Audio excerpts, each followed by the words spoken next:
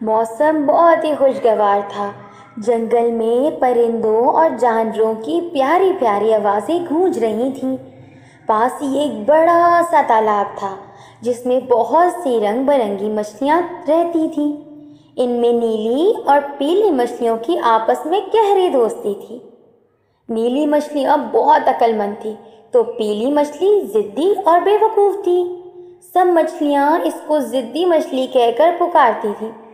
آج موسم کتنا خوشگوار ہے، ضدی مچھلی نے پیلی سے کہا۔ اس موسم میں ہم تیراکی کریں گے۔ ضدی مچھلی کی بات پر نیلی مچھلی اس کے ساتھ ہی تیرنے لگی۔ ابھی تھوڑی دور ہی گئی تھی کہ انہوں نے 2 مچھیرے دکھائی دیے۔ انہیں دیکھتے ہی مچھیروں نے وہاں جال ڈال دیے۔ یہ دیکھ کر دونوں مچھلیاں واپس اپنی ساتھی مچھلیوں کی طرف بڑھ گئیں اور انہیں مچھیروں کی خطرے سے آگاہ کیا۔ باقی مچھلیاں تو مچھیروں کے جال سے دور چلی گئیں، مگر ضدی مچھلی کی عقل میں یہ بات سمائی ہی نہیں۔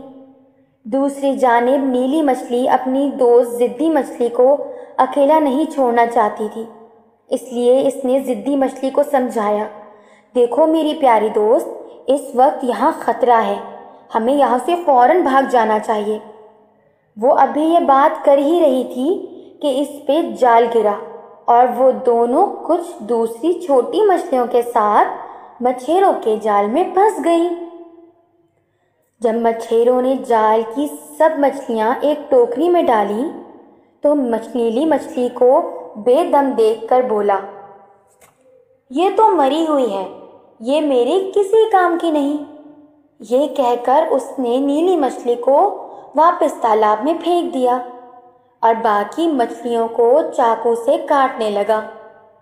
جب ضدی مچھلی کو کاٹا گیا تب اسے احساس ہوا کہ کاش میں ضدی نہ ہوتی تو اس وقت میرا یہ حال نہ ہوتا۔